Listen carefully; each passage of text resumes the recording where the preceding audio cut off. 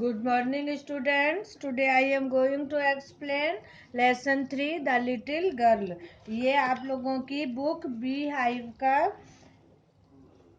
Third lesson है, the little girl, नन्ही बालिका। तो इसमें ये एक छोटी सी बच्ची की स्टोरी है जो कि जिसकी फीलिंग्स अपने फादर के लिए इसमें दिखाई गई हैं। तो before you read, do you feel you know your parents better now than when you were much younger? Perhaps you now understand the reason for some of their actions that used to upset you earlier. क्या तुम अब अपने माता पिता को बेहतर तरीके से जानते हो इसकी अपेक्षा जब तुम छोटे थे? शायद तुम अब उनके पूर्ण व्यवहार से जो तुम्हें परेशान कर देता था अब उनके कारणों को समझ रहे हो। This story about a little girl whose feelings for her father change from fear to understanding will probably find in echo in every home. तो यह कहानी एक नन्ही बालिका के बारे में अपने पिता के प्रति भावनाओं को बदल देती है जिन्हें समझ पाने के कारण भयपूर्ण थे और यह शायद हर घर में प्रतिध्वनित होती है। तो अब हम ये आप लोगों को स्टोरी स्टार्ट कर रहे हैं यहाँ से। तो आप लोग अपनी बुक में देखिए। To the little girl, he has a figure to be feared and avoided. Every morning before going to work, he came into her room and gave her a casual kiss, to which she responded with "Goodbye, father." And there was a glad sense of relief when she heard the noise of the carriage growing fainter and fainter down the long road. नन्ही बालिका के लिए वह आकृति भयपूर्ण व उससे बचने की थी। प्रत्येक सुबह कार्य पर जाने से पहले वे उसके कमरे में आते और उसे एक अनौपचारिक चुंबन देते जिसका जवाब वह देती अलविदा पापा। और वो एक प्रकार की राहत की सांस लेती जब वह एक गाड़ी की आवाज लंबे रास्ते से धीमी और धीमी हो जाती। In the evening when he came home, she stood near the staircase and heard his loud voice in the hall. "Bring my tea into the drawing room. Hasn't the paper come yet, mother? Go and see if my paper's out there and bring me my slippers." शाम को जब वह घर आते तो वह सीढ़ियों के पास खड़ी रहती और उसकी जोर की आवाज हॉल में सुनती उनकी जोर की आवाज हॉल में सुनती, "मेरी चाय ड्राइंग रूम में लाओ। क्या समाचार पत्र अभी तक नहीं आया? माँ, जाओ और देखो मेरे पेपर्स बाहर हैं और मेरी चप्पल लाकर दो." Kezia mother would call to her, "If you are a good girl, you can come down and take off father's boots." Slowly the girl would slip down the stairs, more slowly still across the whole hall and push open the drawing room door. Kezia माँ उसे बुलाती, "अगर तुम एक अच्छी बच्ची हो तो तुम नीचे आओ और पिताजी के जूते ले आओ।" बालिका धीरे धीरे सीढ़ियों से नीचे उतरती, हॉल से और भी धीमे से पार करती और ड्राइंग रूम का दरवाजा धक्का देकर खोलती।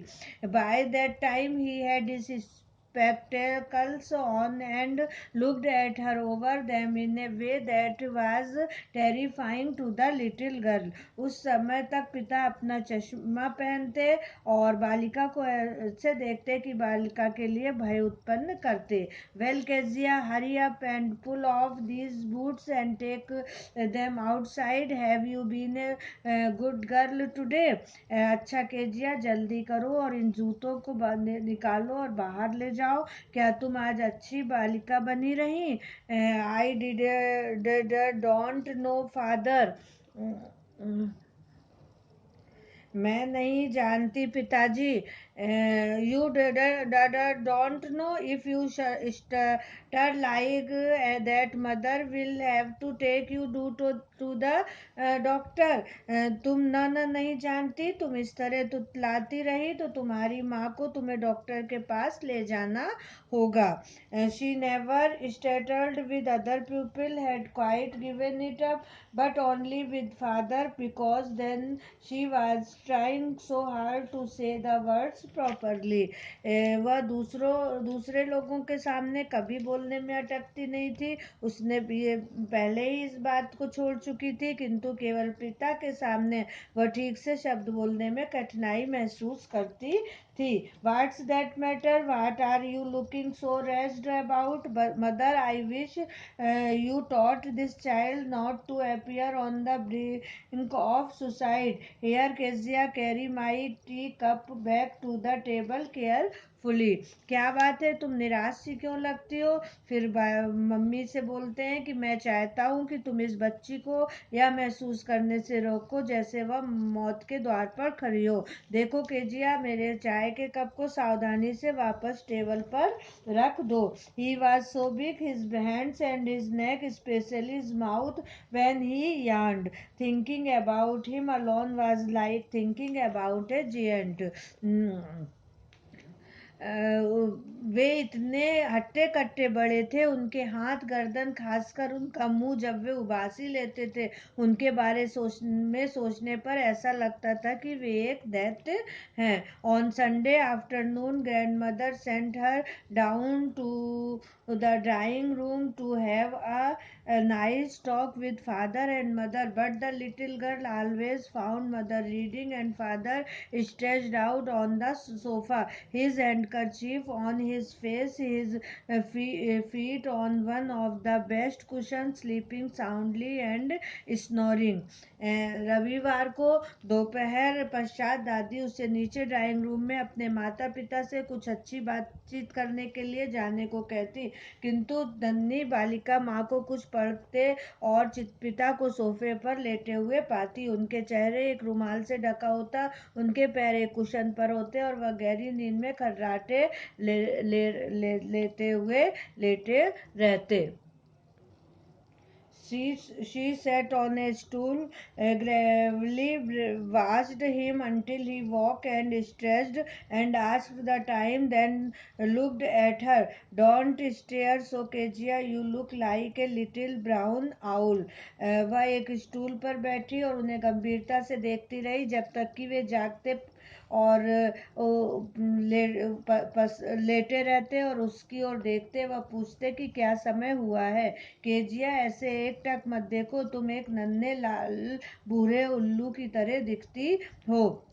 One day when she was kept indoors with a cold, her grandmother told her that father's birthday was next week and suggested she should make him a pin cushion for a gift out of a beautiful piece of yellow silk.